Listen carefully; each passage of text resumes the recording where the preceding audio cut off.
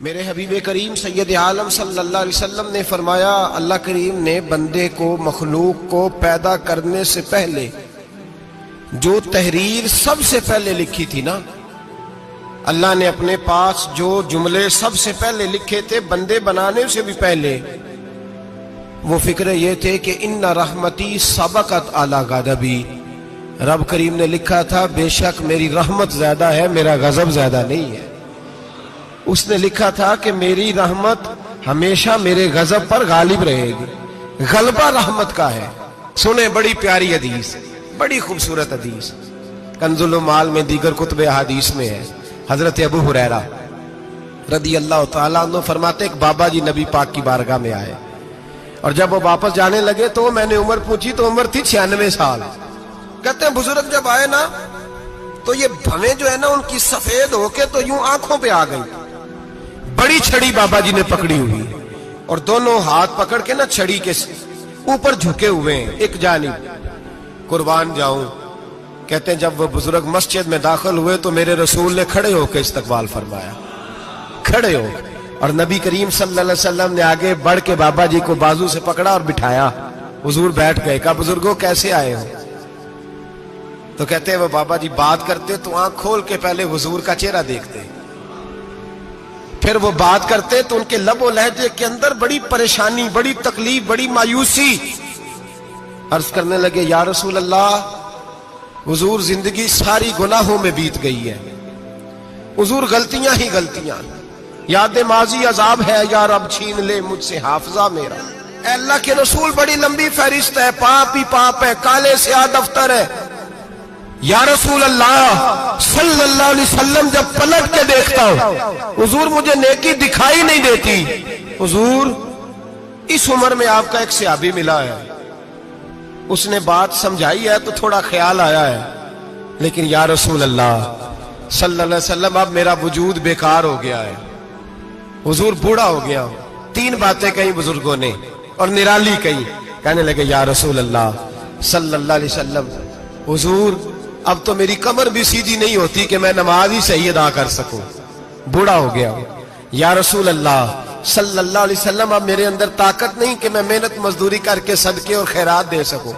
یا رسول اللہ صلی اللہ علیہ وسلم اب میں تلوار لے کے جہاد بھی نہیں کر سکتا، حضور نہ میں لمبی نمازیں پڑھ سکتا ہوں، آقا نہ میں صدقات و خیرات دے سکتا ہوں، محبوبہ نہ میں دین کے لیے کوئی جہاد کر سکتا ہوں، بیکار وجود ہے، بیکار بیکار وجود کو تو گھر والے برداشت نہیں کرتے، بچے دعا کرتے ہیں یا اللہ ابا جی کو پردہ دے دے، اماں کو پردہ دے دے، بیکار ہو گیا ہوں اور آج آیا ہوں تو مجھ بیکار کو میرا رب قبول کر لے گا؟ آج کلمہ پڑھوں تو بیکار ہوں، کسی کام کا نہیں، نہ نماز نہ صدقات نہ جہاد، قبول کر لے گا؟ حضرت ابو ہریرہ فرماتے ہیں جیسے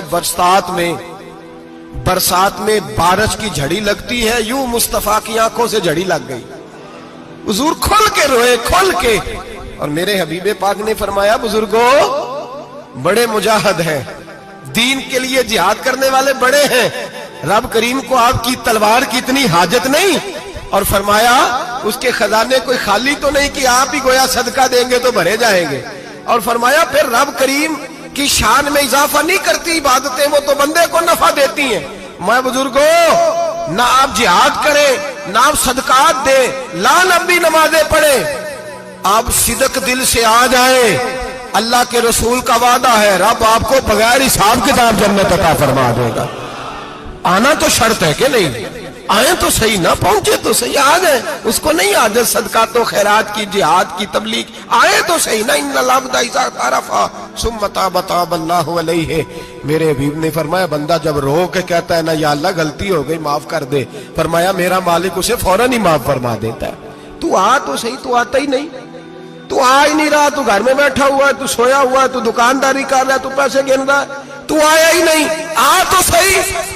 بلکہ میرے نبی پاک فرماتے ہیں جب اللہ پاک کا بھاگا ہوا غلام آتا ہے پھر تو اللہ زیادہ راضی ہوتا ہے، پھر تو اللہ زیادہ راضی ہوتا ہے، زیادہ راضی ہوتا ہے، تو آ تو صحیح، پہنچ تو صحیح۔ بلکہ صوفیاء تو اور بات کرتے ہیں، وہ کہتے ہیں تو کبھی بھول کے بھی رب رب کرے تو اللہ تو اسے بھی قبول کر لیتا ہے، بھول کے۔ ملا رومی کہتے ہیں بنی اسرائیل کا بندہ ہے، सनम पत्थर को कहते हैं, बुत को कहते हैं। बुत के सामने खड़ा है और सारी रात कहता है या सनम या सनम या सनम, ऐ पत्थर ऐ बुत, सारी रात पुकारता रहा। रात गहरी हो गई, नींद का गलबा थक गया, सोने के करीब आया तो गलती से मुंह से निकल गया या समद, या सनम की जगह निकल गया।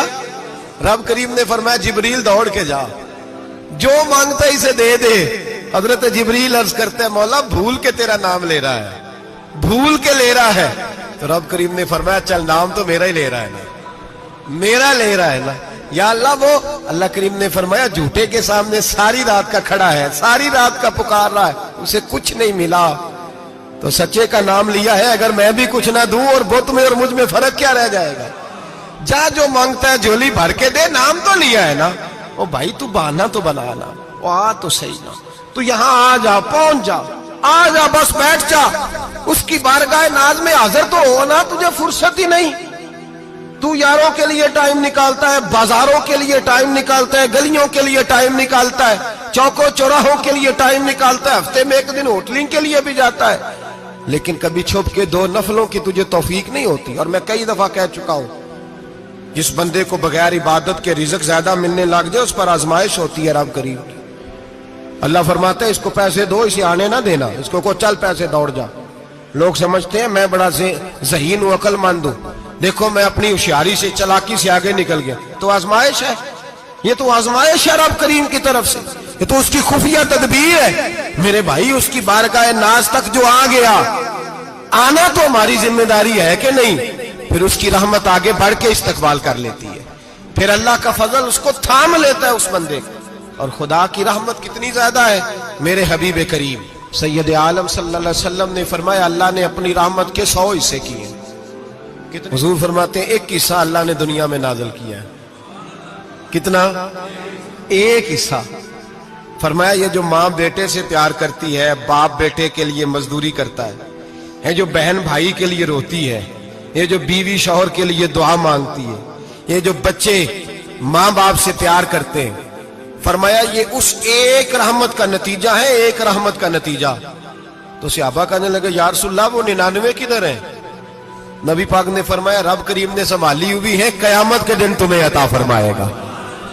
अभी तो एक नाज़िल की है, अभी अल्लाह ने हजरत यूसुफ अलैहिस्सलाम के जमाने में कहत हो गया। तो जनाब यूसुफ अलैहिस्सलाम ने, क्योंकि आप अल्लाह के नबी से पहले से जान गए कहत होगा, तो हजरत यूसुफ ने गंदम पहले स्टॉक कर ली थी बहुत ज्यादा। बाकी इलाकों में जब कहत पड़ा ना, अब सब लोगों ने मिस्र की तरफ रुझान किया गंदम लेने के लिए। तो हजरत यूसुफ अलैहिस्सलाम ने ना शहर के दरवाजे पर बंदे खड़े कर दिए। फरमाया जो बंदा आए ना उससे 2 सवाल पूछना। जो आएंगे लोग गंदम खरीदने, जो आए 2 सवाल पूछना। एक पूछना कहां से आया है और एक पूछना लेके क्या आया है। एक पूछना, समझ आ रही है बात की? और दूसरा पूछना कि लेके सोना लेके आया है, चांदी गंदम खरीदनी है तो क्या चीज लेके आया है, कि नगद पैसे लाया है, ये पूछ लेना। जो आए 2 बातें पूछना। एक पूछना कहां से आया है और दूसरा पूछना क्या। एक रवायत में 3 सवाल भी हैं, लेकिन फरमाया पूछना 2 सवाल जरूर। इंतजार था ना भाइयों का किनान से आने वालों का।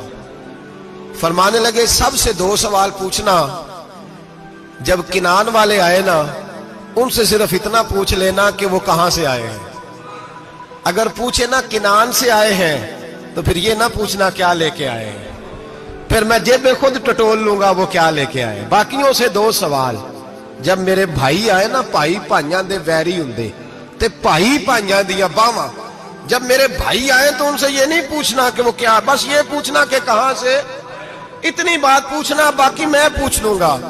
आप फरमाने लगे रब भी फरिश्तों से कहता है तुम कब्र में ना मेरे बंदों से ज्यादा सवाल ना करना, बस ये पूछ लेना मुझे मानते हैं, मेरे नबी को मानते हैं। कब्र में तुम इतने सवाल पूछ लेना, बाकी लेके क्या है वो मैं खुद ही पूछ लूंगा। फरिश्तों के सामने रब करीम अपने बंदे को बेआबरू करना, बस तू ये बता दे अल्लाह रसूल को मानता है कि नहीं।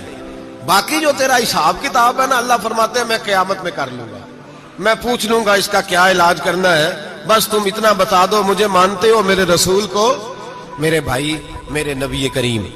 علیہ السلام فرماتے ہیں جو بندہ توبہ کرنے والا تھا، اللہ کی بارگاہ میں آنے والا تھا، بار بار توبہ کرتا تھا، احساس رہتا تھا، اسے احساس تھا، آیا کرتا تھا، پھر بھی غلطیاں ہو گئی، قیامت کے دن رب کریم اپنے فضل کی چادر اس پہ ڈالے گا، فضل کی چادر ڈالے گا، اور رب کریم اس سے پوچھے گا یہ گناہ کیا تھا؟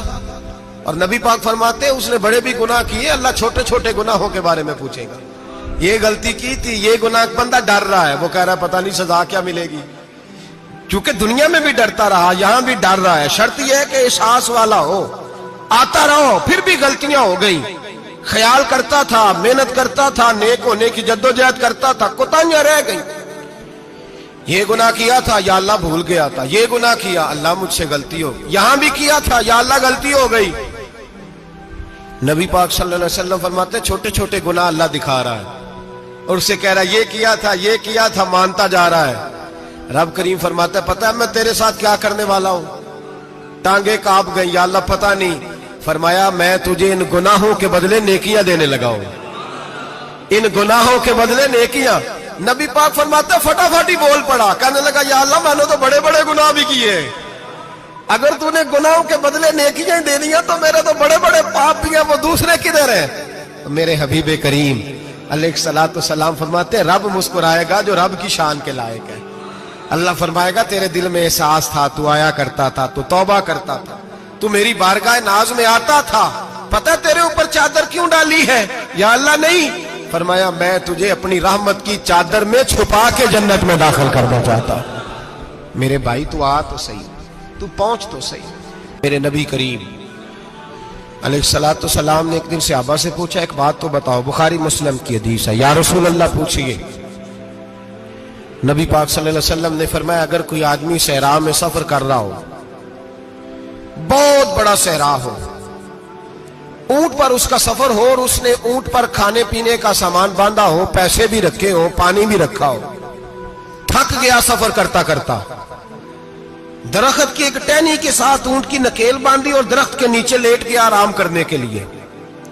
اللہ کے حبیب فرماتے ہیں اچانک اس کی آنکھ لگ گئی، جب جاگا تو اس نے دیکھا کہ اونٹ تو غائب ہو گیا ہے، اب نہ کھانا ہے، نہ پانی ہے، نہ پیسے ہیں، اور صحرا بڑا لمبا ہے، پیدل سفر بھی نہیں کر سکتا۔ تھوڑا سا ڈھونڈا، پھر موت کا انتظار کرنے لگا، سوچنے لگا اب موت آئے گی، اب مر جاؤں گا۔ اللہ کے محبوب فرماتے ہیں تھوڑی دیر گزری، جب بالکل مایوس ہو گیا تھا تو اچانک نظر پڑی تو اونٹ اس کا سامنے کھڑا تھا۔ نبی پاک سے عباس پوچھتے ہیں بتاؤ، اس کی کل کائنات اجڑ گئی تھی، راز ضائع ہو گئی تھی، ہر شے لٹ گئی تھی، دوبارہ اسے مل گئی ہے، بتاؤ اسے کتنی خوشی ہوگی؟